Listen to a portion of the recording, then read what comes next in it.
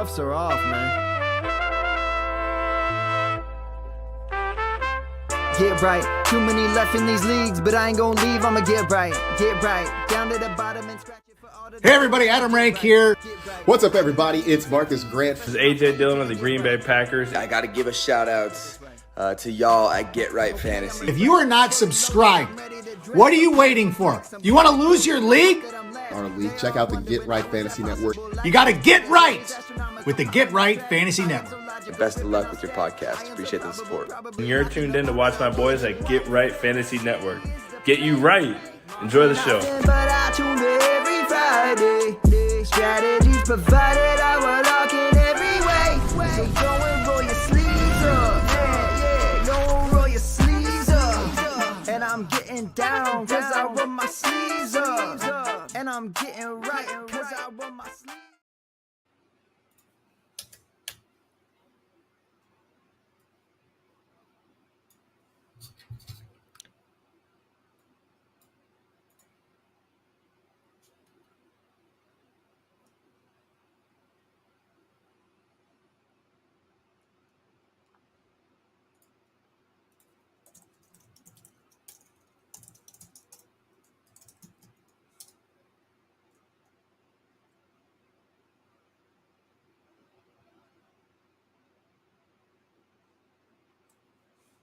All right, well, little couple audio difficulties to start it off, but no worries. We're gonna dive into this regardless. So, welcome back to we're actually, I guess, happy Friday. We're recording this on a Friday, the typical Thursday show. Back with you guys over here. So I guess I'm gonna fill in for Phil for a little bit, but you're still tuned into the Extra Point. Just giving you a little bit of an idea on what we are going to talk about today. How about now? Hey, there, we're back. Awesome. Yay. It's just been a week, man. It's been a week. A little bit of a week. Hey, we got there in the end. Some days. Let me just say this. I can't wait to get up to Santa Clara and just drink all the beer I could possibly drink this weekend at the Chiefs-Niners game, because that's kind of week it's been, and I don't really drink. So let's go do it, man. What up, Classic Mike? Stoked that you're hanging out with us here on a Friday afternoon. Always good to see you, brother. And obviously, if you guys are big fans of our show, if you're big fans of really any of the shows on the Get Right Fantasy Network, you know we've got our sit-start shows tonight. Classic Mike hanging out in the chat, and Kendall, of course, will be doing the first part of the show. That's at 6 p.m. tonight. And then I will not be here. I will be on the road off to the Bay Area, but Rasta will be holding it down for myself and himself, obviously, tonight at 8 p.m. for the second part of our sit starts. And then make sure you hang out with our boy Classic Mike on Sunday morning, 8 a.m. Pacific, 11 a.m. Eastern time, as he takes you through those actives, inactives, getting you ready for Sunday football.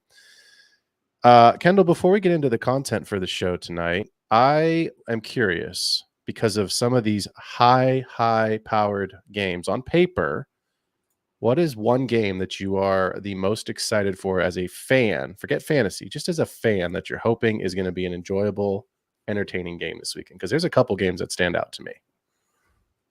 You know, I like watching all of our rookie quarterbacks. I'll just say that. I know we've got my Bears are on a bye, but I do like all the rookie matchups. Just in general, I think they've been kind of interesting to watch.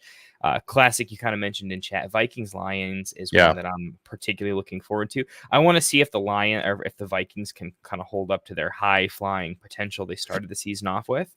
So if that one still hits a high over under, I think that says a lot about what our division is going to be like as a Bears fan for a while. So kind of want to tune into that one. I also think the Chiefs Niners is going to be a pretty big one. Let's go. I'm doing a lot of Niners D in this, actually. I think this could be a pretty big test. I think the Niners could get a pretty nice win here. I'm looking forward to seeing Purdy in that particular matchup. So I think that's one I'm looking forward to. And I think the Birds, the Falcons, and the Seahawks. I think that has sneaky potential to be a pretty fun shootout, actually. I agree. I think that one has some points in it as well. So just remember when the Niners and or Chiefs are kicking extra points or field goals, look about 30 rows up in the back of that gallery there, and you might see a handsome gentleman and his buddy as we are supporting our Niners. So we will be sitting about 30 rows off the field. We're pretty excited. I'm obviously looking forward to that game. I'm really interested to see what Houston Green Bay looks like. Is it a shootout? We know there's a ton of fantasy potential in that game. We know that there's a ton of implications on both sides of the ball for big-time players. And I'm actually really excited for Monday Night Football as the Ravens go down to Florida to play the Bucks. I think that has a game high scoring over-under potential as well. So, but I digress. Let's jump into it, man. Obviously, we didn't do the show on Wednesday. We're doing it on Friday this week. But for the normal Wednesday viewers, for the normal Wednesday listeners, we're obviously talking about some Dynasty players here, some tradeaways and trade fours. We'll get to that in just a second. But, Kendall, I got to start with you at the top of the show here. There's 3 guys I want to talk about. And the first one is last year's overall wide receiver 1. And it is none other than 8-8 himself, CD Lambezy. Question I want to start with is this. If you were in a startup draft today, is he still the 101? For me, no. No, Okay. and honestly, he was never my 101 process-wise, but he would have been right there in the mix, right? So I'm not downgrading him enough to where that was the real thing. But no, he definitely isn't. Unfortunately, as much as I want him to be, because I like the player. But no, I don't think so. I agree with you right now. I mean, I think there's other guys that I would look at in a startup draft, right? If you're going to go on the wide receiver side, Justin Jefferson is still in that conversation for me with, we'll see what happens with JJ McCarthy, but if he can be this good this season with Darnold, who no one had faith in, I have every reason to expect that he can be better next season. I'm still looking at Jamar Chase with Burrow. I know Jamar Chase started a little slow coming off of the, no preseason action, really no training camp, but he's had some monster weeks. So it's still the same group of names for me, right? Like if you want to throw running, if you're a really, really running back heavy, player, and you say, look, I've got to have an anchor, like, and you really want to go with Bijan or Gibbs, one of the younger guys, like I'm okay with that as well in a startup. Obviously we're talking single quarterback because if this was super flex, none of these guys would be in the conversation. But I think for me, it's not as locked and loaded that CD would be that guy right now. And I think the reason I am struggling with him is just simply the impact that Dak and the Cowboys being awful, I think, is driving the value down. They're fighting on the sidelines. Like they just can't seem. I know the Cowboys are a mess, right? And I'm tired of using the all-in joke because, like, at this point, the only thing they're all into, it very much appears like, is Jerry trying to sell the team.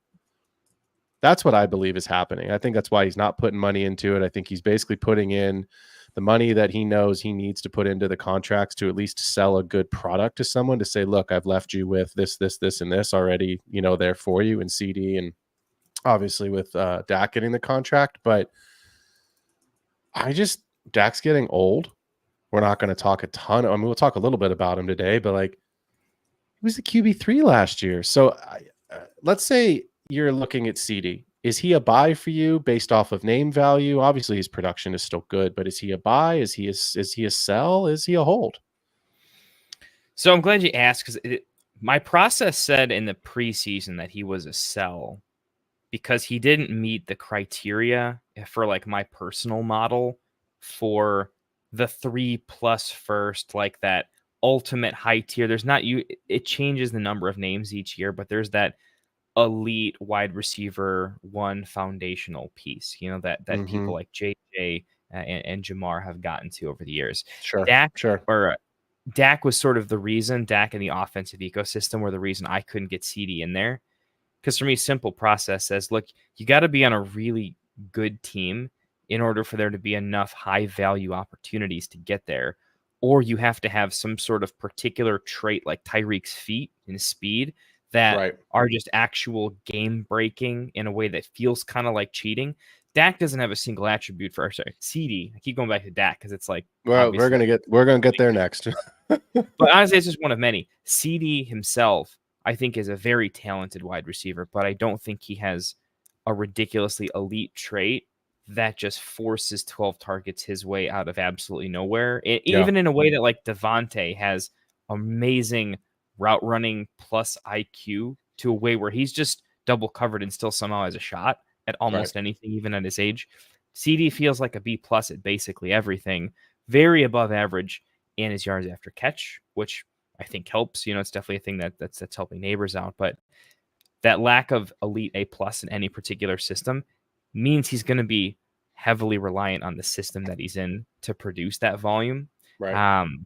And you're clearly just seeing that in order to win football games, the team has to do other things. They're not even very good at winning the football game, but I think if they force feed CD, that's probably not even a winning solution. So for me, that's why I have him a full tier below that next tier. The reason why he's not a buy, I guess if you're going back to your question, is he a buy? Is he a sell?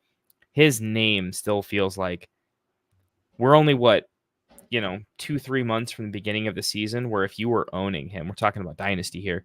If you owned him, you had the single most valuable non-quarterback on your team. That's a great feeling. Yep.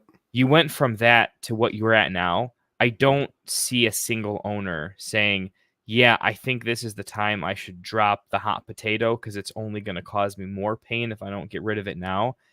I think that owner is definitely in the trade negotiation just going to say, well, if I'm selling him, I have to feel good about something. And they're just not going to get a deal done. They're not going to be very amicable to get something done because they feel like they're losing already.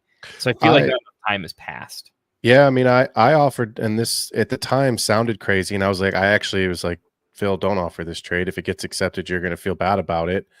I offered Devonta Smith and 2 firsts for CD, and I was like, I don't know which side. I was kind of like in my own little element there, and I was trying to make a move. You're right. Did you think you were overpaying? Were you like, I didn't think I was. No, I thought I would go the other way and be like, I'd rather have the 2 firsts and Devonta Smith, and the trade ended up not getting accepted. And the guy was just like, no, I just don't like, I don't remember what he said, but something about like, he just didn't want me in my roster to have CD with Tyreek. And I had someone else. I don't have that roster in front of me, but I would have had on paper, pretty unbeatable wide receiver room. And so that was like big to have to compete against that. Like if I lose CD and it goes to your team, I'm basically fighting for a playoff spot behind you or second place behind you. He just texted me the only reason I'm bringing this up is because it's my good buddy. He just texted me the other day and he's like, damn, I wish I had Devonta in the 2 firsts right now. And I was like, yep, I'm not offering it again. So I'm sure you do. Yeah. So, but the reason I bring that up is because that was a trade that I mulled over for a while this summer of like, am I overpaying? Which side would I rather have? You did sell CD. So let's talk about that before we move into some other guys. What did you sell him for? And how do you feel about it? I mean, obviously I know the trade, but like for the listeners, how did you feel about it when this trade ended up going through? I felt good about it. I didn't think it was a slam dunk. It was an old trade buddy of mine that I had always been able to do some business with. So it was one of those, I know I'm not going to get like the steal level of value. But I'm one of the few players in most dynasty leagues that's willing to sell the best name in the league. Like I'm always a seller because I want to be able to buy. I want to be able to go to people and be like, anytime you want somebody, I hear you out. I hear you out for a long time. And we almost get there. So yeah, I'll sell more often than I probably should or want to. My process said I think this is a peak where I don't think CD is ever going to be this valuable ever again. From a put his career on a timeline, I thought it hit a level that it will never hit ever again, and I'll be in the middle of this season thinking to myself, I could have sold the most valuable dynasty asset at the time. It was the most valuable dynasty asset, and I'll miss the timing. So I thought he had reached. I can get 3+ firsts for him, which I think in that position, you always should be able to cross the 3 first threshold. So I wanted 3 1s and 2 2s, mostly because I think people devalue seconds. When you're throwing so many number 1s on the table, they should be drowned out in the conversation. And at Superflex, I felt like that was enough to feel very good about. What I ended up settling for was 3 firsts, 2024, 25, 26. The team is already good, so they're going to be competing at a very high level for a long time. So late 24, 25, and 2026 firsts, and then 2/3 instead of 2 seconds. I almost backed out of the deal with them saying 2/3 instead of seconds, but I went back to the process, which said dude, you're getting 3 firsts plus for a player you think is going to be valued at 2.5 firsts at best. A 2 firsts and maybe a second is where I think his peak is going to be. So I felt happy about it. It felt like a good negotiation because the guy felt like he got a good deal too. 3, 24, 25, 26 late firsts and 2/3 is what I got. Yeah. What do you think about it? No, I think it's in retrospect at the time. I think it's great, right? I think the part that you just laid out for me, 99%. Nobody likes 100. It gives them the heebie-jeebies. 99% of me that agrees with it is you sold CD at his peak value. Is he capable of being the 101? Absolutely. Is he going to realistically be the overall number 1 wide receiver again? Probably not. Like, you're taking the field, right? Like, anyone that says, oh, I believe this is going to happen, this outcome, right? Like, when you take an offensive rookie of the year, when you take a comeback player of the year, that player is the only player that pays you out. Otherwise, you're taking the field. I'd rather take the field over probably most wide receivers on any given year because of injury and quarterback injury and all the other things that factors that can prevent them from getting there. So even if they're late first, the second part of what you said that I really resonated with, because I sold Jamar Chase this summer. We'll talk about that in 10 seconds. But the part that I really liked was, you said people devalue these seconds. In a super flex league, even in a 12 team, you're still picking some what on paper should be, we project to be some good positional players because we know those quarterbacks get pushed up the board so high in those super flex leagues. So I think in a way, of course, everyone looks at the numbers, right? And they say, oh, well, I'm only interested in first. It's a late first. Well, it's like, get off keep trade cut. Stop worrying about what the keep trade cut trade calculator says. What do your eyes say? What does your roster need? When you watch football, what do you believe? And that's really what we've got to look at when we talk about these trades. So I just want to bring up a trade really quickly, and we're not going to talk about it, but just for context, I sold Jamar Chase this summer, which I'm not thrilled about. No one's ever thrilled about selling, but I got 3 first-round picks plus Kyron Williams, and I was desperately in need of a running back, and the rest of my receivers on this team, this particular roster, are Tyreek Hill, Amari Cooper, Keenan Allen, somebody else who's old and aging. So it's like I needed youth. And it was, okay, do I build around Jamar Chase as my only true youthful piece, knowing my other wide receivers were going to age out? Or do I just take my most valuable asset and cash in and try to start rebuilding through a younger running back, which I needed, and now 3 first-round picks, coming up for me for the next couple of years? So I think that's just an interesting way when Kendall and I are talking about some of these players, is this player foundational for the direction you're taking your team? Or is this someone that is your most valuable asset that you need to cash in on to try to rebuild the rest of the roster? So we're going to keep going. Before we do, we've got 2 questions here. Top 5 low darks here in the chat. Appreciate you hanging out with us, low darks. Who do I flex this week, Kendall? Najee, Worthy, Wandale, or Raheem Mostert? And his second part of the question is, which I find very interesting, I could get Pickens off the waiver wire. Do you think I drop any of those names for George Pickens? So Najee, Worthy, Wandale, Mostert, or Pickens off the wire? If it's PPR, I'm just assuming it is. Wandale's getting in there for sure. I like the matchup for Wandale to probably catch 8 or 9 passes, 10 plus targets. So he's in there for sure. It does seem like it could be a good Worthy week with a high over-under. Where some weeks would be Najee. I think I'm going Wandale and Worthy. Worthy's the first name out. The guy in would be Pickens. I would go Pickens over Najee and over Mostert. I wouldn't drop Najee for Pickens just because, running backs are they're all gross. You got to take the starter when you have them. But I would drop Mostert for Pickens, mostly because I don't know what a quarterback change does, but it could do a lot. Pickens is the type of wide receiver that benefits from a quarterback change more than most. Agreed. He should mesh with Russ's skill set. We got excited about Pickens because Russ tends to have a pretty good deep ball, even in his declining form. Justin Fields really struggled to push the ball downfield in a meaningful, consistent way. So Pickens is definitely kind of a buy low candidate because of an incoming quarterback change. And for those reasons, I'd pick him up over Mostert. Still starting Worthy and Wandale, I think. Yeah, I'm in complete agreement. Wes is the better deep ball thrower. They're going to get Pickens more involved. Achane practiced in full this week. He is cleared to play, and he had a non-contact jersey Wednesday.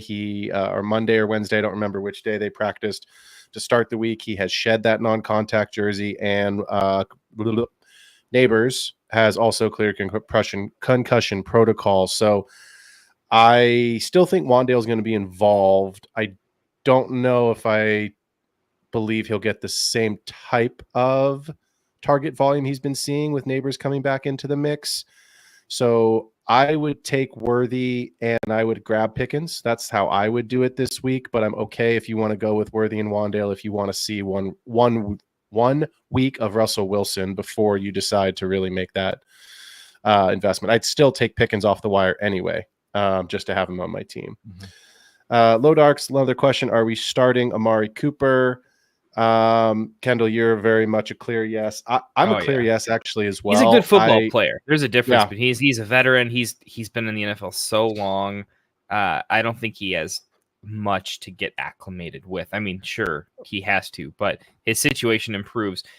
If you were starting him last week, you're definitely starting him this week. And we all were starting him last week, even in like a gross situation. Yeah, I'm firing him for sure. I mean, does the guy know how to run a post route? Yes. Does he know how to run a corner route in the end zone, the red zone? Yes. Can he run an out route and run an option route for Josh Allen? 100%. You know what I mean? Like 100%. Does he know the playbook? Of course he doesn't know the playbook. He's been there 3 days. I don't know if the coach does he have Josh enough? Allen know the playbook, to be honest. So Yeah, that's fair. That's fair, right? But like, does he have enough football IQ to make some plays? Yeah. So yeah, I think you can start him. Yeah. So, all right, let's get into some of these trade away candidates, some of these trade for candidates. Kendall, why don't you start us off one of your top trade away candidates in a dynasty format right now? Yeah, sure. So I want to include one running back. Generally, I think I'd safe to say our dynasty philosophy. We're generally a little more pro wide receiver to running back just in general. And when it comes to a buy sell segment, I'm going to lean getting a running back on the block as soon as possible. Anyways, I thought I mentioned him last week. Turns out I didn't. So mine this week is going to be, if you were fortunate enough to either just naturally have him on your roster, didn't drop him, didn't like for fun trade him away for like nothing, basically, that's J.K. Dobbins. He was an interesting spot. It's a good like lesson learned because situations like J.K. Dobbins, for the most part, were cautionary tales in Dynasty. We always say like it's a terrible historical investment. Don't be the sucker that buys him for like even a fourth, like his career's over. In my opinion, guys like that are usually almost always worth the random dart throw. Like Baker Mayfield was basically free at some point and is now doing his things. If you're playing Dynasty the right way, you just want to play for upside. And so these sort of throwaway players, I oftentimes invest into for like a 2-year long-term hold just to see, because when you hit way bigger than your investment and it pays for 3 or 4 dart throws in the future. But JK is a sell right now. He is a sell right now in particular. Even if you're competing, I would still probably sell JK unless you really needed to, just for having long-term organic like talent on your team. Here's the thing. He's a super sell high because he's producing, but he's in a better situation than he even should be. His backups on IR. He's always going to be a committee back at this stage in a team that's always going to be kind of a committee back situation. I don't think he's the guy that's going to just take over a backfield. Most backfields that even have a great running back aren't the solo backfields, right? The running back by committee is just kind of more common in the NFL. So you have a situation where a guy that has been massively injured twice lost his competition, and the team is kind of overperforming with an overperforming defense, right? A running back's best friend is an overperforming defense. So like every box is checked for him to have pretty good production, and everything tells me in the future he'll assuredly get more competition, whether it's this season or next. He certainly will. He's not going to get more healthy, right? That's a good point. That's a good point. It's just impossible for him to get more healthy than he is right now. He's a walking miracle. When you talk about somebody as a walking miracle, that means you should sell them because everything could happen where almost nothing can happen that improves his situation. So for all of those reasons, it puts him in a tier because of his actual 20 plus touch a game.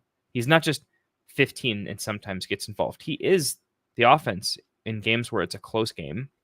And so because of that, if you're a contender, you'll actually pay a decent price for J.K. Dobbins. When there's a certain tier of running back, you just won't, because you're like, I'm a contender. I need to not just contend. I need to win. I need somebody that's going to put me over the top, not just get me to the point that I already am. You know, like if you've ever been a contender, you know you get all those offers for the aging running backs and wide receivers. You know how you feel. There's some offers where you're like, oh, this player moves the needle. I will hand you things that I find of value. And there's the, no, I'm not paying a first for James Conner. He's great, but I'm just not doing it for James Conner. He's not a top 10 running back right now. And JK is just good enough that you can get probably like multiple seconds for him and feel good. You're not getting a first for him. I doubt. That would be crazy. If you can, hats off to you. Like seriously, hats off. But he's a multiple second guy for me in a amazing window of time to sell. Well, and we like the running backs coming out next year. So again, we just talked about a couple minutes ago, people undervalue seconds in a super flex league, especially where the quarterbacks are getting pushed up. Those are still some pretty high value players. Like Brian Thomas Jr. was a second round pick in some formats in some certain leagues this season, right? And he's certainly worthy of a first. So Jaden Reed was a third round pick in one of my leagues 2 years ago. So, and that's super flex league. So yeah. Let's talk about Rod as my trade away candidate. Do you know Rod? Have you met him? Have I met Rod? I don't think so. No, maybe No? once. I think you know him. Yeah. Let's talk about Rod. And if you don't know what we're talking about, it is Rod Christopher Godwin Jr. Good old Chris Godwin is my trade away candidate number 1 in Dynasty. Let me lay it out for you. Please, please, please listen to me. If you are not competing, trade Chris Godwin. If you're competing, hold him and go get into the playoffs and give yourself a chance to win the championship. If you are not competing, this guy is gold right now. He's the wide receiver 1. We don't even have to play Who Am I on this one, Kendall. Everyone knows Chris Godwin's the wide receiver 1 at this point. He has scored 5 touchdowns in 6 games. His worst game of the season was week 3, fantasy-wise, and he still drew 9 targets and turned that into 6 for 53 and 1. He's 28 years old. This is the final year of his contract. Baker is under contract next year. Mike Evans is under contract next year. So it is possible that the Buccaneers, especially if they make the playoffs, decide to bring him back on a short-term contract like they did with Mike Evans, and then he retires a Buccaneer. But that means another year older. It means another year in this offense. It means Atlanta has another year to get better. The Saints have another year to rebuild. So I do think the Bucs are a playoff team this year, but is their window to continue to be a playoff team going to stay open? I don't know. Their offensive line is getting older. At the end of the day, Chris Godwin's 28, regardless of everything else. We know there's an age cliff that is coming. So when I look at a player right now, you talked about it earlier, selling someone at their peak. This is as good as it's going to get for Chris Godwin. He's not going to be the wide receiver 1 next season. He may not even finish this season as the wide receiver 1. We're technically only 7 weeks into a 6 weeks, right? This is week 7. We are into a very young season still. I think this is the time to capitalize. I do think it is possible you could get a late first for Chris Godwin right now simply because of the performances that he is putting up every single week. And on top of that, now they're saying that Bucky, Sean Tucker, and Rachaad White could end up forming a committee, which means you don't know who to trust in that backfield, and the consolidation of targets was historically Rachaad White's, may not be now. But Godwin's been in the slot. He's been sitting in that slot, and he's been fantastic there. And Mike Evans is uncoverable unless they're playing the Saints and Marshawn Lattimore. So I turned down an offer to sell Chris Godwin last week because the guy offered me Najee Harris. Sorry, that's not enough. We went back and forth. We countered a little bit. Ultimately, the guy in the league's not dumb. He knows exactly what he's doing, and he knows that a 28-year-old wide receiver is not something he wants to spend that right kind of a price on, and I was looking for a first for Godwin or multiple seconds. He didn't have the multiple seconds. Otherwise, he said the deal would have got done. So I think it's a great time to sell him. Again, if you have him and you're competing, do not sell him. Go get yourself into the playoffs. Go get yourself a chance to win the championship. But if you are middle of the table and you've got a bunch of bye weeks coming up and you're playing some teams and it doesn't look like you're projected to win, or you're sitting in the bottom of your league right now, get Godwin off your roster, get yourself multiple picks, reset some of the age of the wide receivers or running backs in your room, whoever you use those picks on. But I do think this is as high and as good as his value is going to get. Now's the time to capitalize if you're not a competing team. All right, Mr. Vanderbilt, take us through your second trade. Oh, before you do, we got Anthony, a.k.a. Rasta. I think we know this guy. He just recently made a trade for Chris Godwin. Chris Godwin and Rachaad White for a 26 first and 26 second. I am a contender. He's 6-0. I'll just give you my 2 cents. I think it's a great value on both sides. First and a second. It's maybe, to be fair, now that I look at it, it's maybe another pick away. I think it's the devaluing of White, but I like it. I think it's good. I think it's a good bare bones as far as what we're just laying out from an argument. Do you feel differently on that? No, I think it made sense. I would have thought a 25 first and like a 26 second. That would have been like a little much for me, but because it's 26 and 27, I think it fairly devalues them to the right point. It's a win for both sides. The side that's re-wrecking, I think, is just happy to have the points off the team that aren't doing anything for them, and gives you a good 2-year window because Godwin is not like Evans. Probably 1-year window for me. Where Godwin, I think 2 to 3. He's actually he can win you a championship next year too. So that makes him less of it's fine for him to buy. So yeah, I think it's a win-win. I think he said that well. Agreed. I think it's good on both sides. So good trade, Rasta, and good trade for whoever Rasta's trade partner in that league was. All right, let's do it. Dynasty trade away candidate number 2, and apparently we're gonna stay here with another wide receiver. Yeah. Yeah, I want to do one running back and one wide receiver because otherwise it would just all be running backs. I wouldn't sell wide receiver ever outside of some particular pockets. I try to challenge myself with this segment and put less obvious ones, right? Sometimes it's easy to go with the chalky one, like Evans last week was pretty easy. For me, this one, I don't think everyone's selling, but I think there's a pocket of value that you can get for this player where right now, I think they might settle into just a tier below where they're at right now. The possibility of them being near Tyreek is still too good. I think it's fine to start looking at offers to trade away Jaden Reed. This is a exploratory type of trade because it might not happen, but here's where I'm at with him. I think he's firmly in the like a first and a second is like across the board. Everyone's going to tell you he's worth at least a first and a second. Or maybe he was sort of a speculative first. Now he's a first and a second value. I think to a contender because his age, the offense he's on, it's not like you're selling a depreciating asset. He's going to be money for a long ass time. It's really just about figuring out how good is he going to be year to year, what tier to kind of place him at. That's kind of what the negotiation is with a player like him. I just see a player that I think you can probably sell for 2 full firsts. Or you could say, hey, you're competing. You're going to be really good. Your firsts are late. That's a late first. And a second late first, that's not necessarily helping me. Maybe you can even get a side piece on top of it, Like can you get a Garendo thrown on top of that? Somebody that is less of a name this year, much more appreciating name as you go into the future, something along those lines. So I think if you wait long enough, like Jordan Addison was riding a roller coaster of like, he's really good. He's one to fade offense, injured quarterback. Oh, he's back on the rise. Addison's never getting up to 2 firsts of value. It's never happening. I don't think anymore unless something crazy happens, but he's kind of at that like first, maybe a little bit more, maybe a first and a second. I think Reed could settle in to that level. So I'm just checking the market. I think he's at a pocket where you can actually go for 2 full firsts and get max profit on a guy that's always going to be very good, not just regular good, very good, but maybe just a little bit away from great.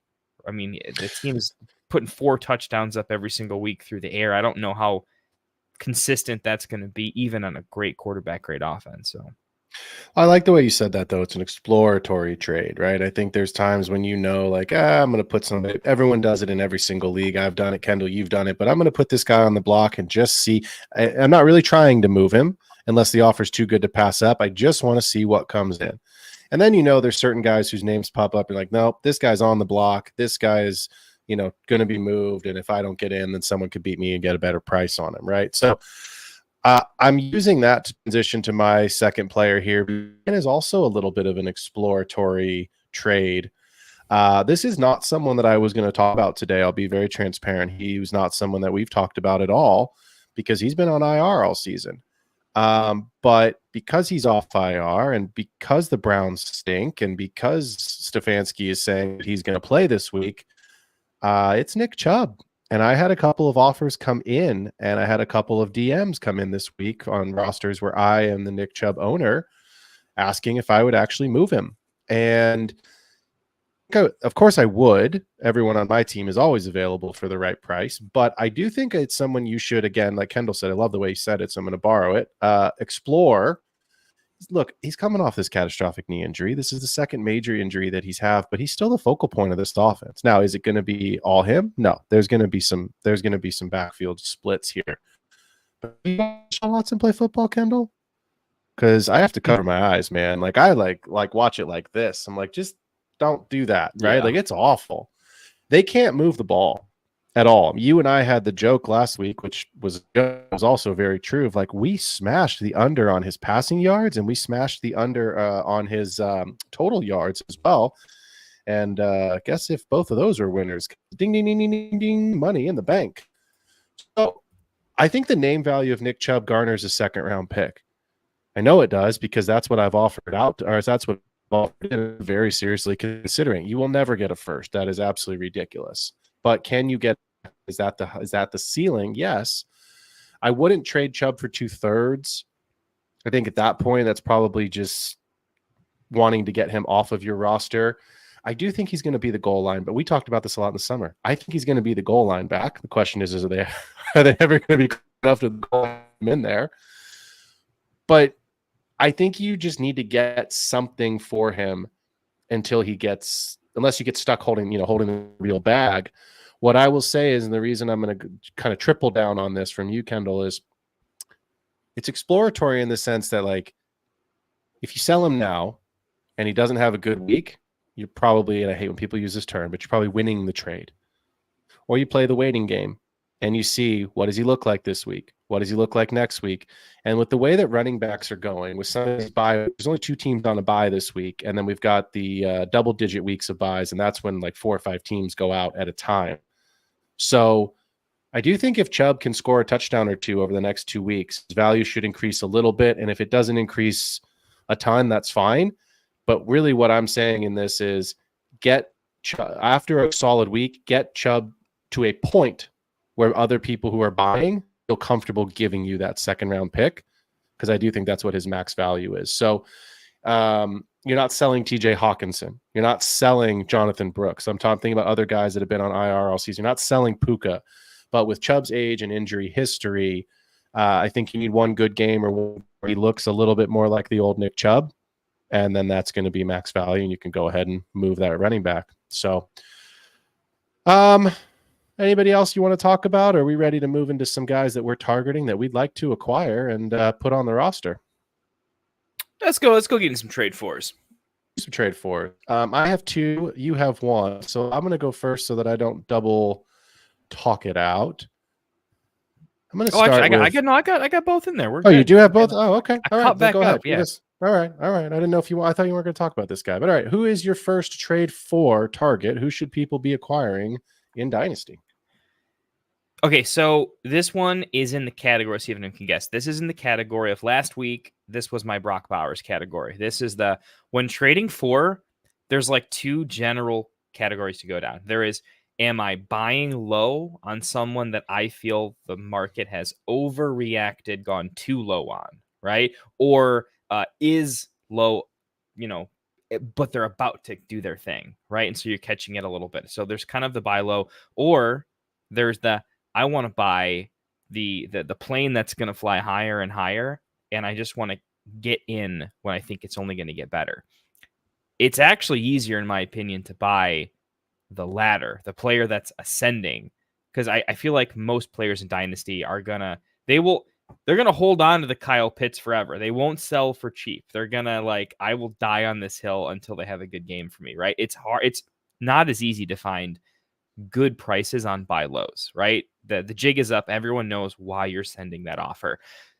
This player's in the category of I'll pay whatever it damn well takes, because I think I'm the highest in the room, and I think you should be too. It's Malik Neighbors. For me, Malik Neighbors is already a top 5 Dynasty wide receiver. He is right on the cusp of entering my my top 3. I have him at 4 right now. I mean, he is right there though. I just put him ahead of CD. So for me, I have Jamar, Justin Jefferson. Yep. I almost think Neighbors needs to be 3 for me. Who do you have right now at 3? You have Chase, JJ. You have Amon Ra. You have I Amon have Ra Amon Ra 3. Yeah, It's okay. all my dynasties are PPR, Yeah. so I'm going Amon Ra Okay. currently there. Yep. I mean, yeah, and that's where I'm at. He's like Neighbors for me is like already. I think I almost want to make him over Amon Ra, so that would put him right there. So Spicy. it's spicy, but I don't, dude. I just don't think I'm wrong about it, and I think it's going to be one of those. The earlier you jump on this train, every day that passes, the price only gets crazier. The price is already crazy. To be fair, you're not going to get Neighbors at a value, but I think at this point, anything reasonable, I'm going to call it a value because of what those picks are going to cost in other situations. For me, I'm definitely at the if I'm going to compete and really compete, where if I trade 3 firsts, they're all like, 110 through 112, like that's where you're topping on it. I would go 3 firsts for Neighbors, right? Considering it's probably 25, 26, maybe a 27 or something. Where do I that. have Neighbors in a league with you? Because I know Yeah, I'm there, man. I'm going there. Here's how my negotiation would go for Neighbors, though. Okay, right? Got to be on the right team. Some people, again, this is exploratory because there's just going to be sometimes you can't get it done. When it's a player of such magnitude, sometimes it ain't going to happen. I'm going to come in with a first and 2 seconds and then a decent, interesting piece on top of it, depending on the player specific roster, right? Do they need an upside shot at running back? Do they just need to get younger and the picks because Neighbors by themselves isn't enough to fix the garbage that they have assembled, right? So I'm going to start there. That's my base. 1 first, 2 seconds, plus interesting low tier piece, though. It's still just kind of like something that can improve later on. I'm doing that because I want to fight and to keep my first. Eventually, I'm for sure doing 2 firsts plus that piece. If I can close at 2 firsts plus an interesting piece, I'm feeling fantastic about it. If I have to go 2 firsts and then sprinkle something else in there, sure, I'll do it. That's the type of deal I want to do. I don't want to have to get to 3 firsts. But I'm telling you, because I'm already thinking he's worth it, like I think it's just a fair deal at 3 firsts, and I'm already being more aggressive than I think anyone needs to be at 3 firsts. I have in the Super Bowl, in our Super Bowl league, here's my wide receiver room. It's a start 3 wide receiver, triple flex league, single quarterback for those that are paying attention at home. I have multiple firsts in this league. Full PPR. My 3 starting wide receivers are Drake London, Jaden Reed, who's been on the show already today, and Malik Neighbors. My flex options as of right now in the receiver room are Josh Downs, Lade McConkey, Roman Wilson, a couple guys I prefer not to name because they won't be on my team quite soon, Jermaine Burton, and Malachi Corley. So, okay. Maybe we have we'll to see. do some business. I'm going to the game this. I'm going to the game this weekend. So you catch me at that. If the Niners win and you catch me at that right spot, I've already told you I'm basically willing to overpay. So I guess and my strategy. I'm gonna have to send you the exact trade that I just told Chad I'm going to. We'll walk them through this. I'm only 3-3 in this league, so I'm not killing it. I'm not, riding away with the win here. All right. Well, we'll talk. All right. I don't usually buy. This is fun. Chat. We're gonna have to break this down for you. Talk about it. Monologue the whole thing. My trade 4 is also a rookie. It is also a wide receiver, and it is somebody who I actually still believe in very much, but he has been passed, in my opinion, by Brian Thomas Jr. My trade 4 is Mr. Rome Odunze. Rome wasn't built in a day. You've got to be more patient. Everyone knows the narrative. First round draft pick, rookie quarterback, number 1 overall pick. Keenan Allen's not going to be there forever. Cole Kmet caught 2 touchdowns last weekend and will probably only catch 2 more the rest of the season, most likely. So there is just DeAndre Swift becoming a little bit more of the focal point of the offense. Rome is not having the Malik Neighbors type breakout, the BTJ type breakout that the other guys are having out of this rookie class. And I think here's the caveat of what I'm about to lay out. It is hard to trade for a play. You mentioned Kyle Pitts in your segment there, right? Everyone's going to hold Kyle Pitts. It is hard to trade away a player that you drafted and spent in a super flex league, probably the 104 to 106 to get him. And you almost guaranteed spent the 103 in a single quarterback, because I can imagine, like Kendall, our leagues all almost exactly mirrored each other. We're in a bunch of leagues together, but it went Marvin Harrison Jr., Malik Neighbors, Rome Odunze like clockwork, chalk, chalk, chalk. And the 104, in my opinion, in single quarterback leagues was really where the draft actually started. Did you go Bowers? Did you reach for one of the quarterbacks? Did you have a particular conviction on one of the receivers? But those first 3 picks were chalk. So look, Keenan Allen, he scored 2 touchdowns last weekend. Cole Kmet scored 2 touchdowns last weekend, but Rome's still seeing an 80% snap share. He still has first round draft capital. And I do think if you want to get Rome right now, you could trade for Rome and give up, again, if you're not a contender, you could give up Kamara and a 2025 second. You could give up Mike Evans and a 25 second. You could give up a 2025 mid first, exactly what you basically paid, but you're almost, hear me out on this, you're taking that kind of Justin Jefferson discount. That's what you got in redraft this season. The Jamar Chase discount in the first round, where I'm saying, okay, Chase wasn't healthy. Justin Jefferson was faded. People were fading him out of that top 5 because of the quarterback situation. If you got Justin Jefferson or Jamar Chase in the second half of the first round, how effing stoked are you right now in your redraft leagues?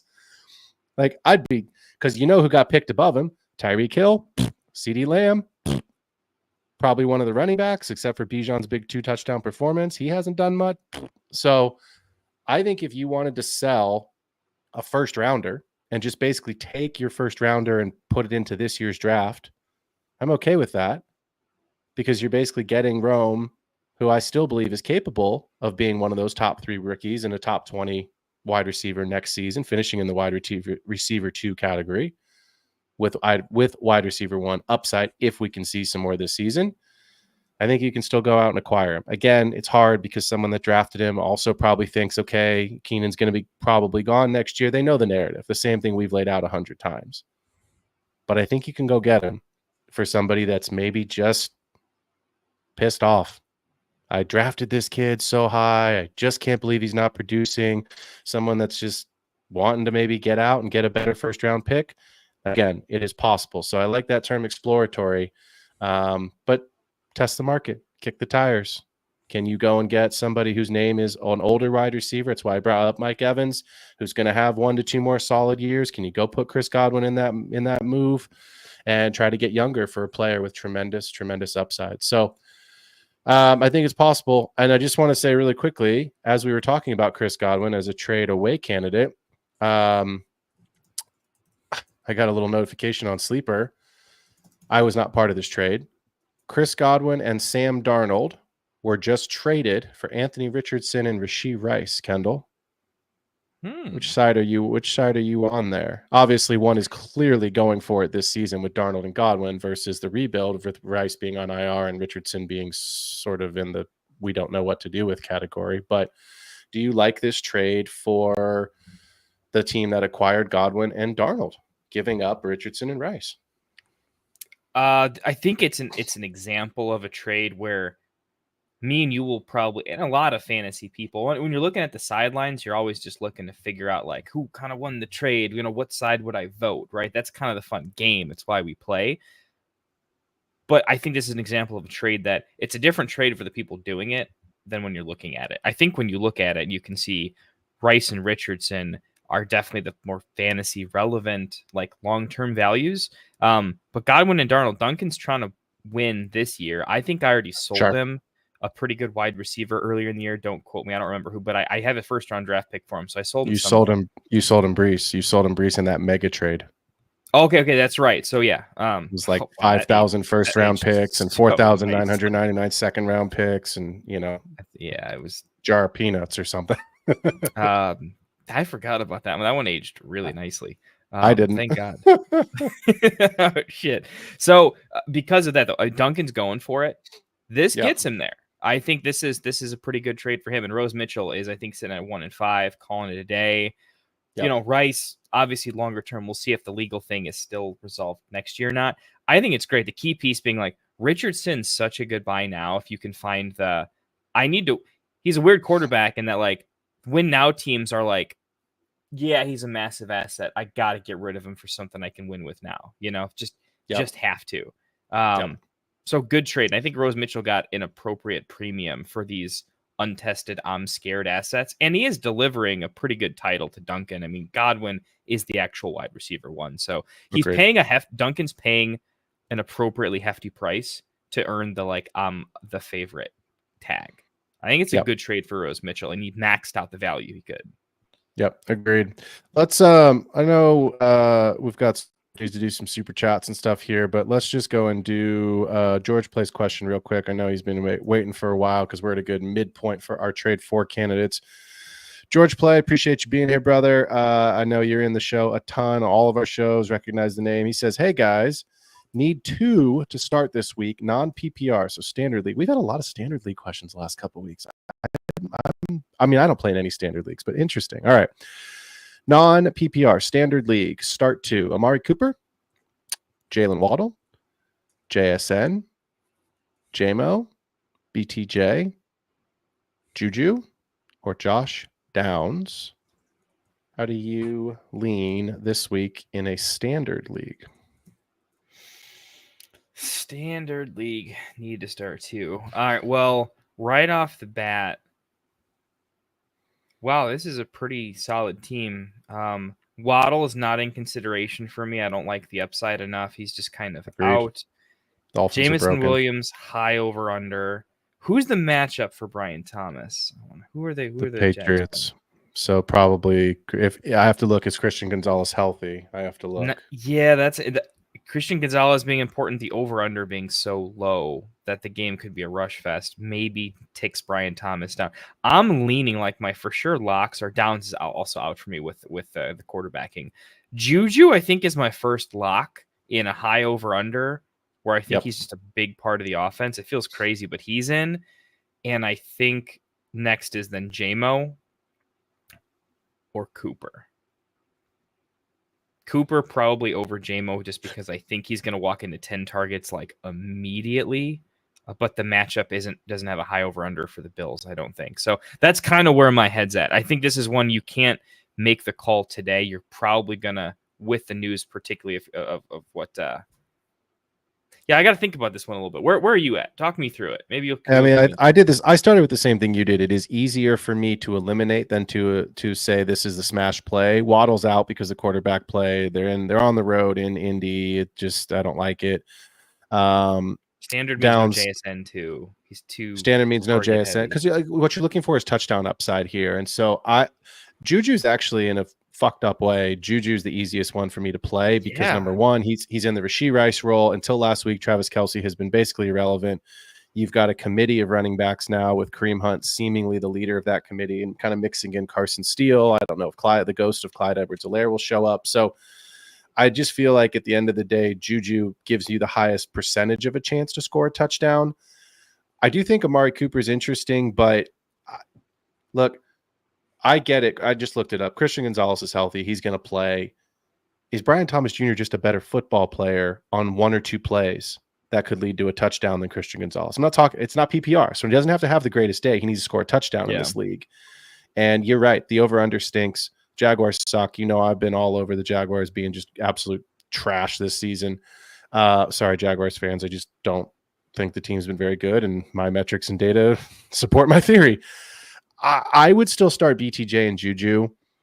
If Amari Cooper was in Buffalo for 2 weeks and we'd seen something, that would be my play. But Brian Thomas is 18.5 points 2 weeks ago, 20 points the week after that, and then he had a stinker last week. You know, and honestly, he dropped. I don't know if you watched the game. I did. He dropped a touchdown, right? The play on the 3rd down play, right before Gabe Davis scored his 2nd touchdown. So if BTJ doesn't drop that touchdown, it's actually not the worst fantasy day. It's not a great fantasy day compared to what he's been doing, but it's also not a bad day. He probably would have. I think that would have put him at like 10 or 11 points. So give me BTJ because I think he's the best chance to score a touchdown with Juju. George, I hope that helps, man. Yep. All right, let's keep going. Give us your second trade for candidate. My second trade for. Okay, so this was a tough one for me. I wrestled with a couple of them, and actually, I'll just even mention a couple of them here real quick. So I'm trading for Devon Achane. The reason this was tough for me is I had a lot of names. I'm going to go with Devon Achane just because I think it makes sense. I never trade for running backs, and I finally found like, oh, this is kind of a decent name. It's hard to find running backs that are trade fors, to be honest with you. They're always trade away candidates. Yeah. I had to force myself to give you guys one to at least try. but it's a soft buy for me. I want to say that right now. I don't think there's a lot of like smash. Oh, I would go buy him in Dynasty right now. It's just not the time of year for that market watch. Quickly though, I was gonna almost put JSN and Waddle here. If it was anybody, it's gonna be a wide receiver for me to trade for, and I think those guys are pretty good values. But process said we're gonna try to trade for running back. Let's go get Devon Achane. Process here is one of the things you see me talk about before, where the stink of the team's situation casts. It's really easy for us to forecast a overwhelmingly positive situation for a player than finding where the train goes off the tracks. We do this when you look at just betting philosophy. How many of you guys bet overs versus unders, just in general, right?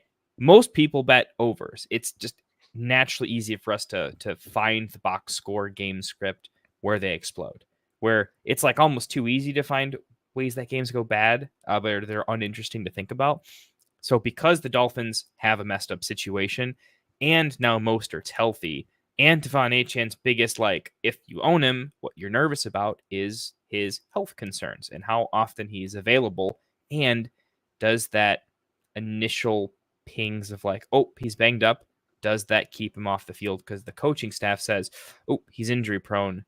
Now my Gibbs level, which isn't crazy, but 50-60% snap share actually dips below into the 40s. That's what you're worried about. So for those reasons, he's dealing with those. He does make him a bit of a target. That being said, the owner still probably is more focused on the upside of Devon Achane versus the negative. They're not going to sell low for no reason.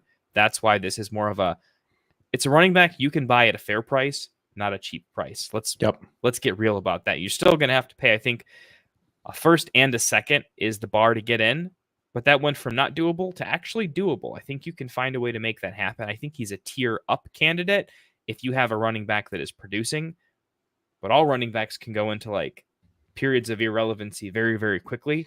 I think you can package a first with somebody who's overproducing right now and try to get it done. Maybe massage a third in there if you need to. So a first and Bucky Irving is probably pretty aggressive. I think it's actually a really good trade for them, but I would offer that for Devon Achane if you need 15 to 20 points versus 10 at your running back position. That's something I would do. Capitalize on Tyler Algier, go a first, Algier, and a third if they're a little more rebuildy and the capital is going to matter to them. I think something like that could absolutely get done. Brian Robinson. Right. Overperforming right now. If you see that long term, he's always going to have competition, and his box scores are crazier than I think his career will be. And I think that's probably closer to the truth. I would package him in a first for Devon Achane and feel a little bit better about my upside. So lots of opportunities to tier up at running back with Devon Achane, I think. And I would try to go for him. Nice. Yeah, I think it's again, I like what you said there, tiering up, right? And I think we talked about it last week on the show, and we said, look, sometimes our trade for candidates are not because they're mispriced and it's a guy that you can go get before the ascension happens. Sometimes you just need to go buy the best players and pay for it. Like that's if you're in a startup draft, and Kendall and I love to do auction drafts. We're big auction guys, and that's my personal preference. It's how I believe all startup drafts should be for Dynasty as an auction format. I'll talk about that on another show as to why I believe that. But at the end of the day, if you're in a startup auction draft, you're paying top dollar for the top players. I mean, Kendall, you and I have been a part of four different auction drafts together now. That first hour is when 80% of the budget of the total money that's in the table gets spent, right? You're not sitting there waiting to pay $120 for a tier 2 wide receiver, tier 3 wide receiver. No, you're paying $120 for Amon-Ra St. Brown, for Jamar Chase. So I like it. I think go and acquire some guys that can help you win. I'm going to talk about a trade for candidate real quick that is just a player everyone knows about, and especially after last week knows about, but someone that I was very high on in the pre-draft process this summer. Please go back and watch the recordings. There's plenty of talk, me and Kendall, of saying, draft this guy, put him on your taxi squad, or hope that he's on the waiver wire and be the first to the waiver wire to get him and put him on your taxi squad. Because it's Isaac Guerendo. And I was really high on Isaac Guerendo coming out. I liked his tape at the combine. He was a smaller school guy from Louisville. Of course, the last player to come out of Louisville is doing pretty well in the NFL, I would say. 2 MVPs from Mr. Lamar Jackson. But look, he had the big time 76-yard run against Seattle last Thursday. He finished 10 carries for 99 yards, filling in for Mason. That's all great. Anybody that can box score hunt can figure out those numbers on their own. Here's my real validation for why you should be trading for Isaac Guerrero. What do you believe about Christian McCaffrey? What do you believe about his health? What do you believe about his long-term value? Because here's the reality of Christian McCaffrey.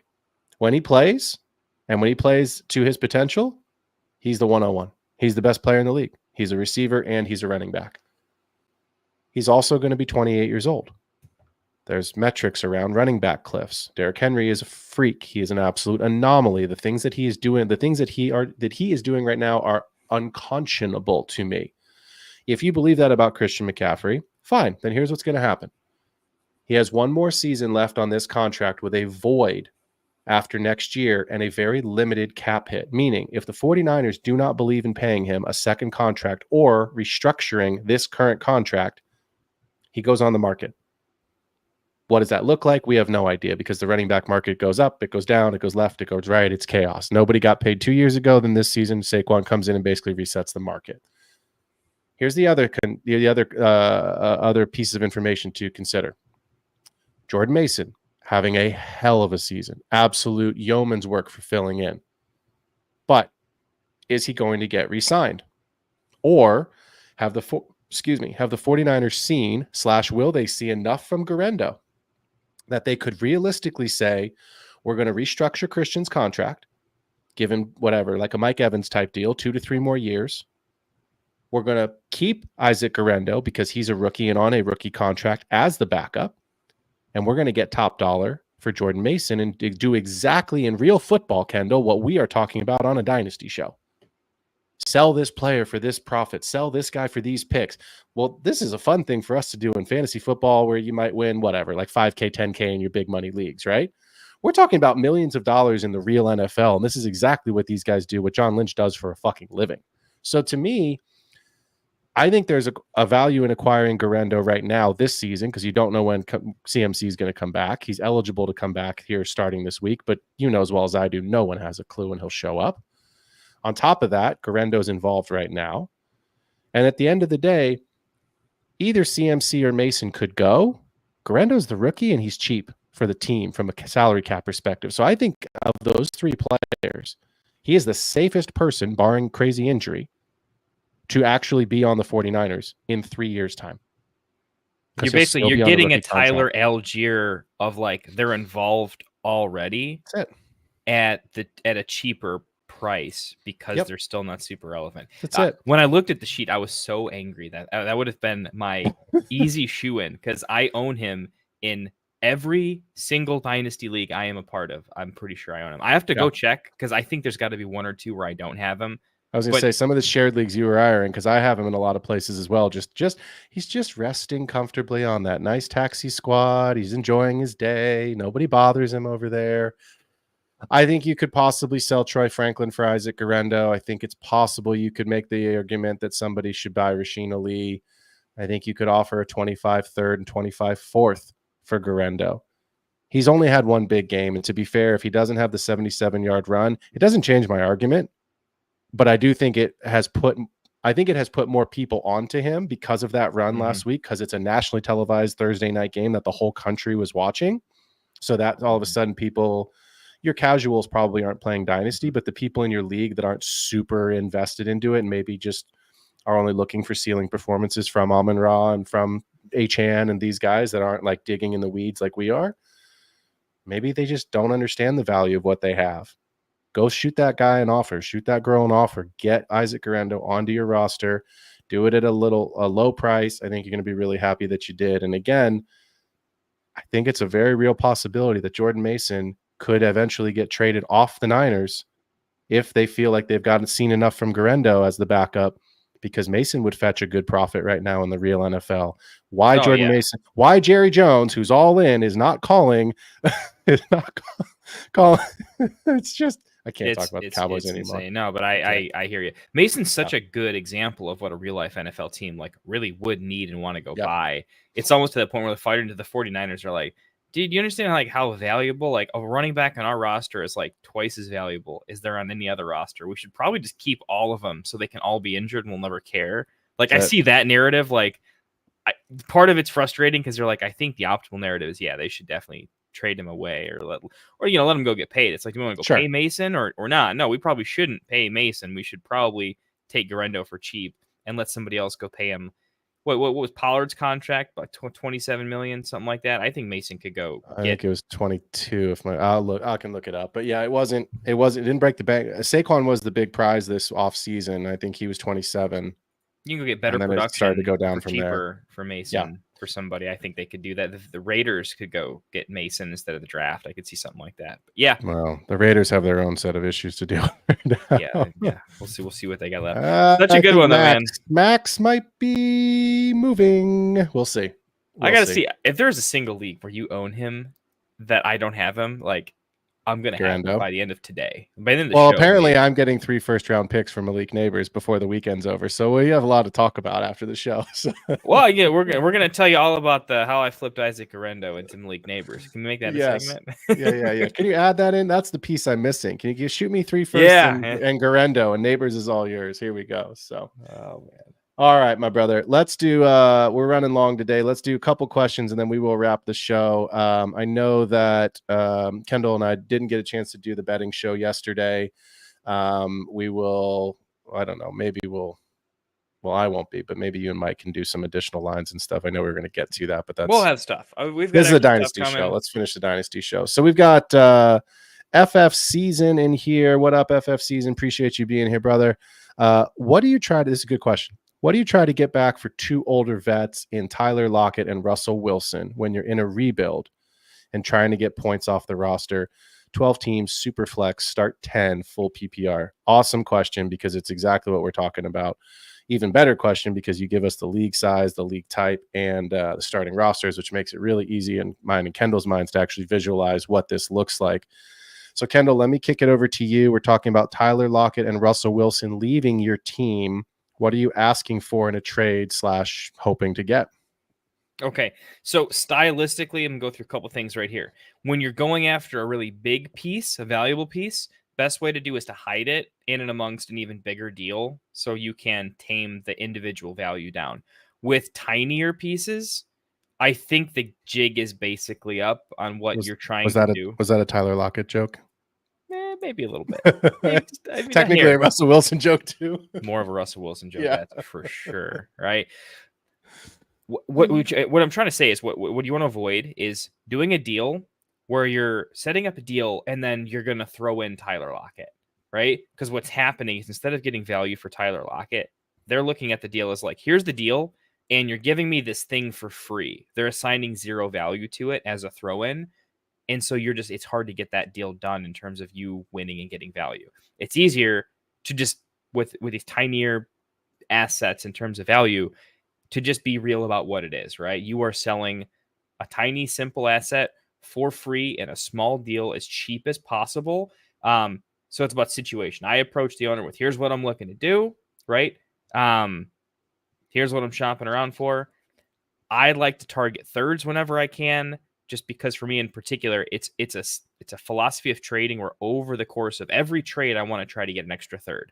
So at the end of the day, I have a bunch of random extra thirds to get deals done, because thirds go from useless to like, oh, I want that player as soon as it comes draft time. A third doubles in value during the NFL draft. So if you can accumulate them during the season, they're worth more every single time if you hold on to them. So I like accumulating thirds in particular. For me, in Superflex, thirds still have value. Fourths are very much off the radar in terms of value. I still like my thirds just historically. So I'm going to try to get a few of them if I can. If you're patient enough, convincing teams that like their third in 2026 versus 2025 is basically from value to free.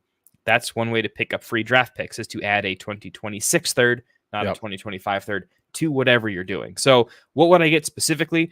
Russell Wilson, try to go for the Justin Fields owner, try to go for the Pickens owner, try to have some correlation so that there's a story that the person can tell themselves of, if this hits, this makes sense. It's a cheap lottery ticket towards this outcome. Don't sell it to anybody. Try to find some correlation, right? The locket to the Geno owner or to the JSN owner, just for a little bit of, if there's an injury, maybe you finally get 20 points out of one of these idiots, right? Because you're going towards the frustrated JSN owner where they can say, yeah, paying a third or 2/3 basically says, hey, this frustrating situation, more frustration actually benefits me if I buy this. So I'm starting to profit from my own negative JSN situation. So that's correlation. That's where you're going to get more value.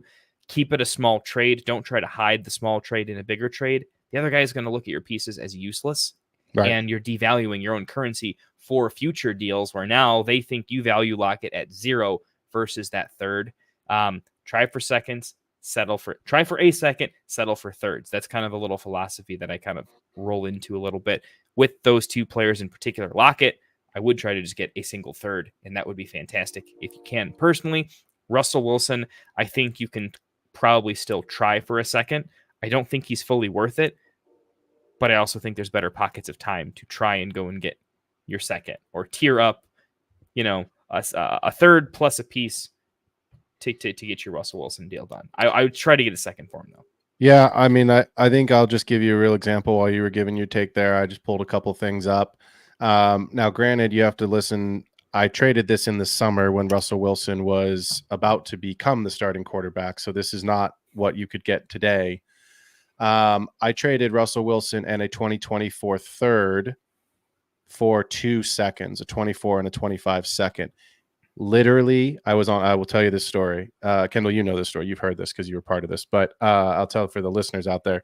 I was on a snowboarding trip. I'm a big snowboarder. I go pretty much every weekend.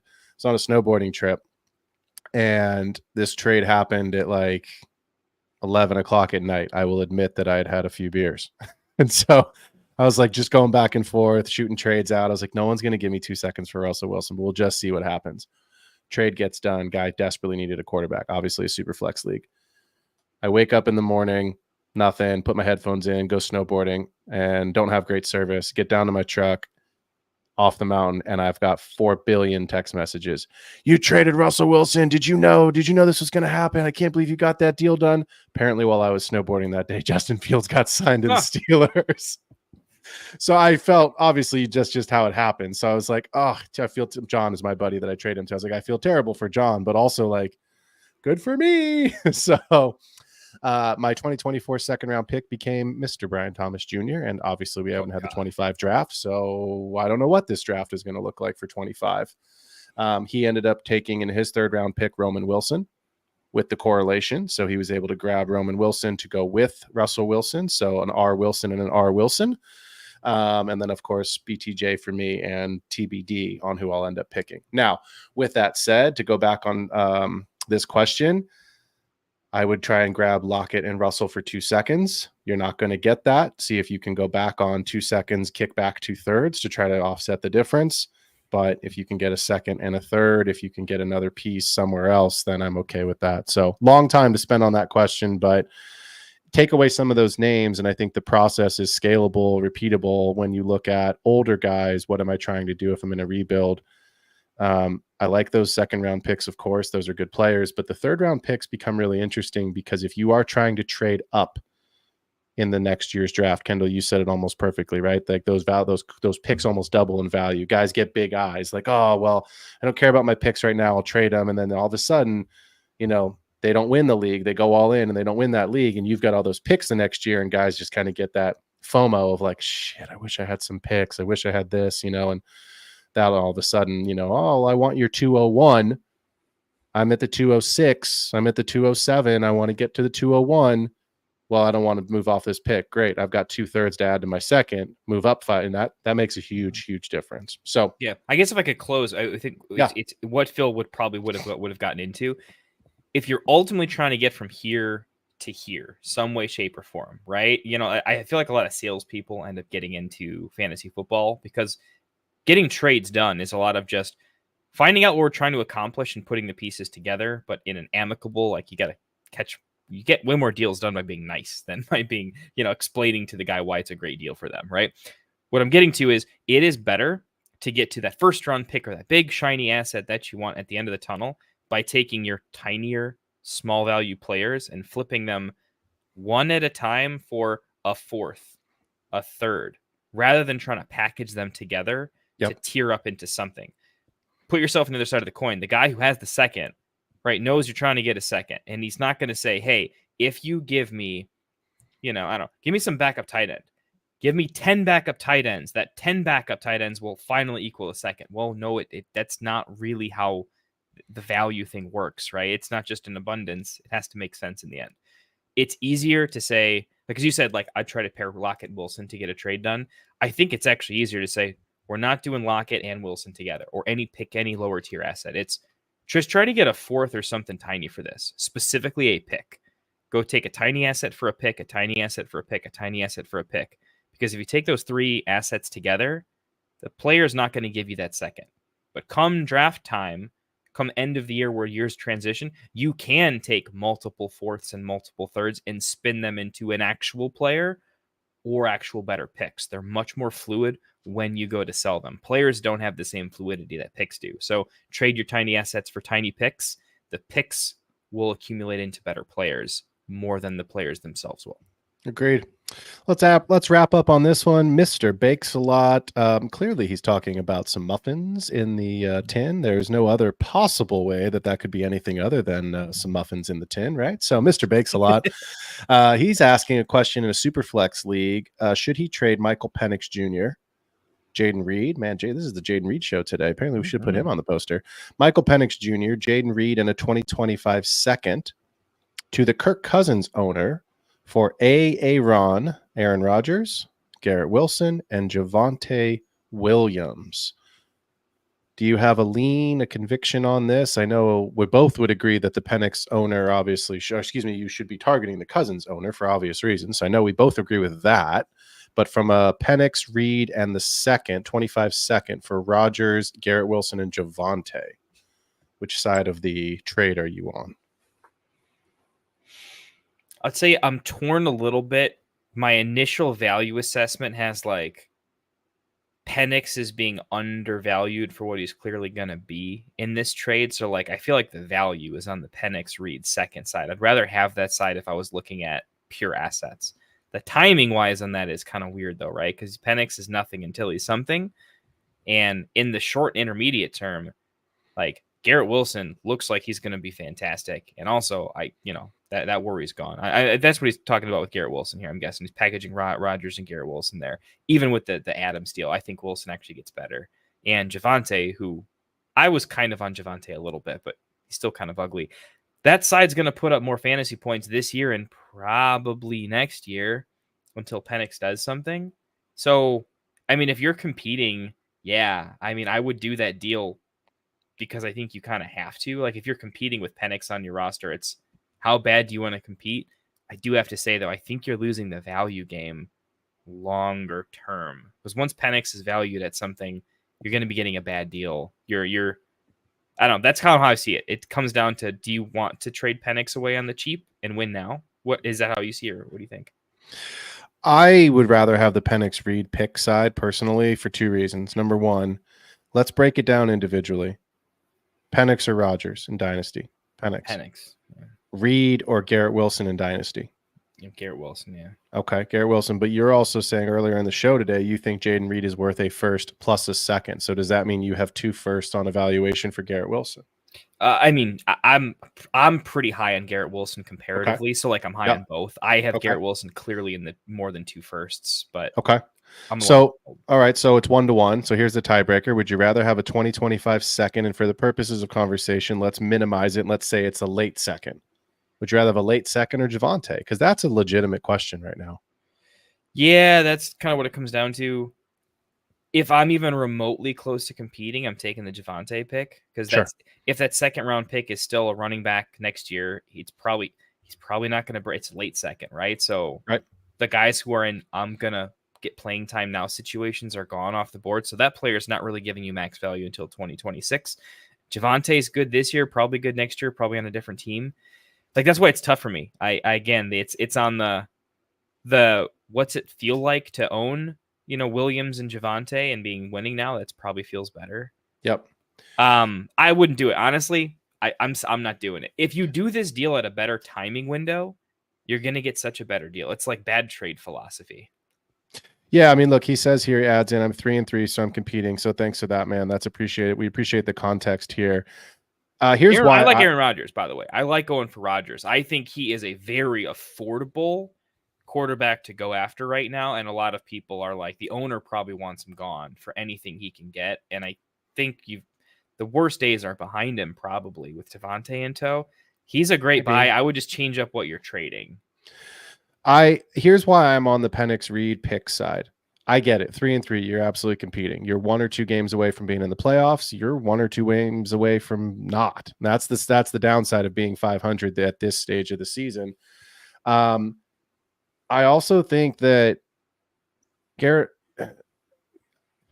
Here's why I've struggled with Garrett Wilson, and I am going to disagree with you in the sense of, like, we know who the quarterback is this year. We know who the quarterback is probably going to be next year. Garrett Wilson is going to be in the league 3 years from now. I don't believe Aaron Rodgers will be. Devontae Adams will not be. Who knows what Breece Hall and Braylon Allen are going to look like in that backfield, and if they're both still in that backfield in 3 years' time. You just don't know. And so for me, my question is, what if the Jets go into a rebuild? Because the challenges that we've had in this flat tier, Garrett Wilson, Chris Olave, Drake London, Brandon Ayuk, all Devonta Smith, that flat tier has started to kind of shift a little bit. Drake London's stock is clearly going up right now. Garrett Wilson has had 2 good weeks. His stock is rising. Chris Olave's on IR. Spencer Rattler looked atrocious last night. Derek Carr is Derek Carr. So you're starting to see that flat tier. Brandon Ayuk, thanks for the paying $30 million a year for 30 fucking yards a game. Really appreciate that one, John. I'm sure we'll get there. But my point is that at the end of the day, I know what Jaden Reed is. I know who his quarterback's going to be. And I believe if the Packers continue to even do remotely close to what they've been doing, I know who the coach is going to be. The Jets don't have a head coach right now. And Bill Belichick's not walking in and taking that job. So there's just a lot of questions around it. I get it. The question is about this year. He's trying to compete. He's 3-3. If you just want to try to go all in, I wouldn't go for this trade. I'd go for a better trade. That's where I was right. Like that's where, like to me, that's where the value is like, I don't mind these terms here. I think it's a decent conversation. And I think it's a good way to say, like, hey, this player, that player, this pick, that player, which would you rather have? But if I'm really Mr. Big Slot, if I'm really 3-3 and I'm trying to make a push, Kendall and I are never going to tell you to push all the chips in on the table and trade everything away, because we believe if you don't win the championship, it can set your dynasty team back a couple years. But get rid of all your seconds and thirds to level up that player from Garrett Wilson and go see what wide receiver you can get. Like that's what I'd rather have Drake London than Garrett Wilson right now. He's the focal point of that offense, and Devontae Adams is there. And don't kid yourself, Devontae Adams is going to have conversations with Aaron Rodgers about, look, the kid's got to get his, but buddy, if we're in the red zone, 17's got to eat. You know that's happening. Right. You know that's happening. He's going to score touchdowns, and if he scores a touchdown, Garrett Wilson can't. So he cares more about the quarterback here, right? His whole play that's the premise of the question. Correct. I think what we're definitely saying is right idea. Rodgers is a good trade for you. This trade deal, for being honest, it has some more massaging, and it can get better for you and still be quite fair. So more massaging there. There's other quarterbacks to go for as well. I just, the problem with that trade is you're giving up too many pieces and at the wrong time. Your 2025 second is worth less now than it's going to be in the future. Agreed. So just keep that in mind. Penix gets better in the future. So, and let me add this. I have Michael Penix. I'm fortunate. It's a single quarterback league, so it's a little bit different. It's not super flex. I'm fortunate that Penix fell all the way to the middle of the 3rd round in this particular draft. I had a late 3rd round pick, and I was like, screw it. I'll stick him on my taxi squad. I have in this league Jaden Daniels and Anthony Richardson as my 2 quarterbacks. And so I put Richardson on the block this week, and I put Penix on the block this week. And let me tell you the 2 offers that I've received for Penix right now. First one I got was 2 days ago. Bryce Young. That was an instantaneous decline for me. I want nothing to do with Bryce. I didn't want anything to do with Bryce Young when he had an effing job. Yep. I damn sure don't want anything to do with him while he's sitting on the bench. And sure, he'll probably get his job back because Andy Dalton. But like, no. So then I told the guy, I said, look, man, I'm actually looking for a skill position. I don't want 3 quarterbacks on the roster. Here's what he sends me. He wants Michael Penix in my 2025 second. Let's just call it a mid because I don't know where I am in this league as terms of my record right now. It's so early anyway, but let's just call it a middle of the table pick for Calvin Ridley. Like, get out of here. There's no way those deals are. I would never take that deal. Michael Penix could be nothing, could be absolute garbage. He could be Jordan Love. He could be Jordan Love. He's going to have the weapons. That's what I mean. Like, Drake London is going to be there. Bijan Robinson is going to be there. Tyler Algier will be there. Kyle Pitts will be there, all on rookie contracts. They're all on rookie contracts, Atlanta. That's why people are so excited about Atlanta. Because you haven't paid a damn person yet. You haven't paid anybody on your offense. You paid your quarterback, who's 38 years old and has a torn Achilles. He looks great right now. So that's bad for. But like, Jordan Love was on the waiver wire, Kendall, in one of my leagues. I got Jordan Love off the waiver wire for free. Yeah. In one QB, you will be able to find... Superflex. Oh, wow. It's super. I got him in a Superflex league, too. I was just scrolling after the Super Bowl. I was like, no one's in here. It's going to be absolute trash. And because he had sat for so long, and everyone was so engaged in the season, and I was like, holy shit, Jordan Love is it? Oftentimes they just go to best available. That's exactly right. How does it sorted by?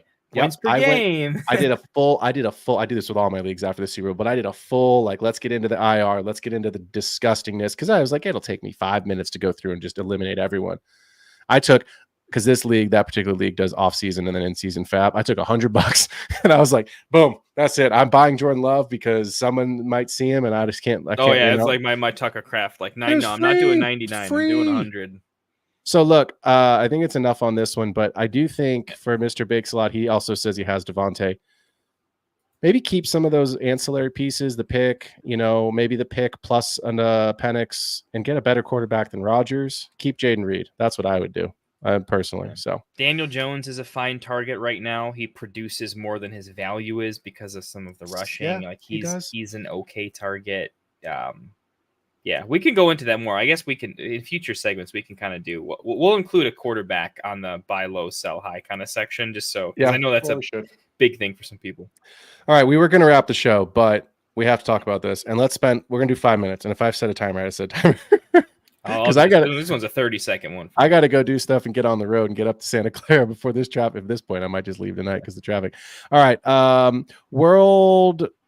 I can't read all that, but our question here is buy, sell, or hold Christian Olave. Olave, what are you doing? For me, it would have been a sell. You can't anymore. It would have been sell as soon as the season started for me because the name value. That's over. The window's gone, so it's a hold. It's a got to hold, but I'm still finding a window to sell, but it's not now. I'm definitely in nope, we got to recoup, and the value right now is too bad.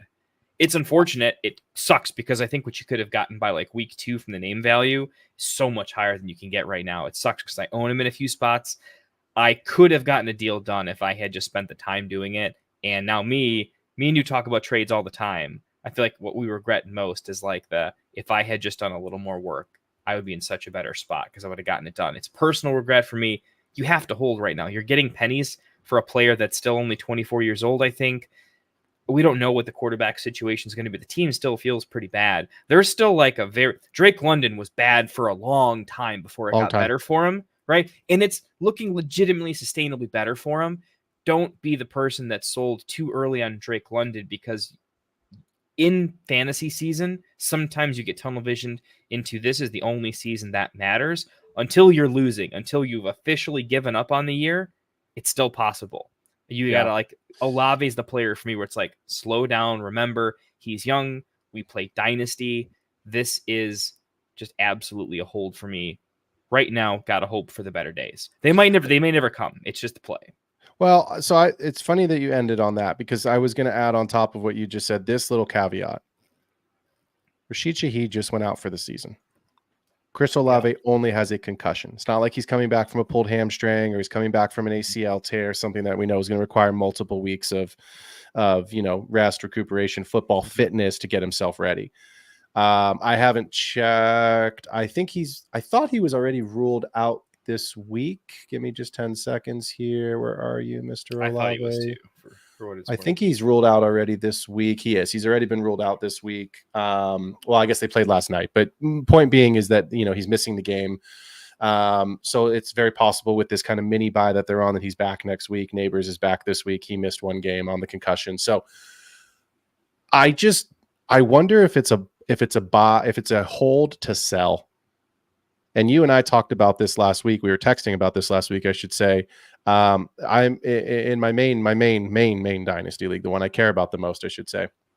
I was trying to buy Brian Thomas Jr.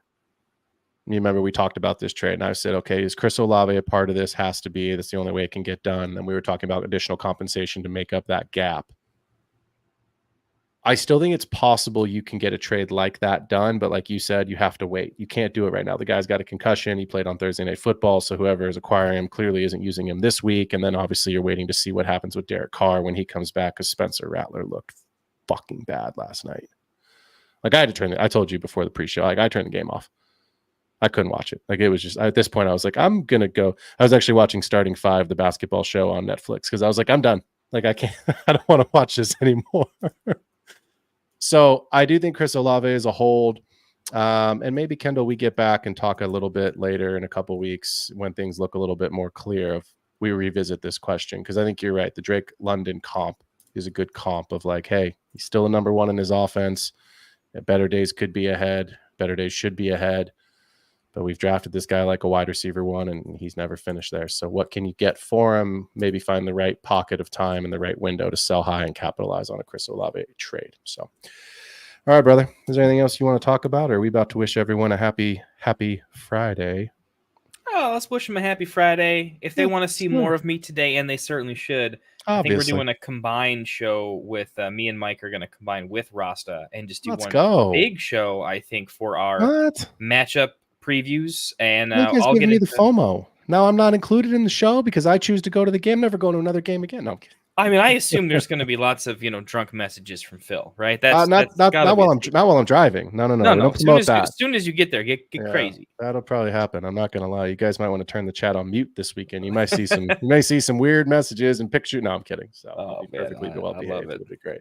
So, all right, Kendall, tell the people where they can find you and how they should follow along with your content. All right, definitely come over, give me a subscribe at the Fantasy Football Tavern.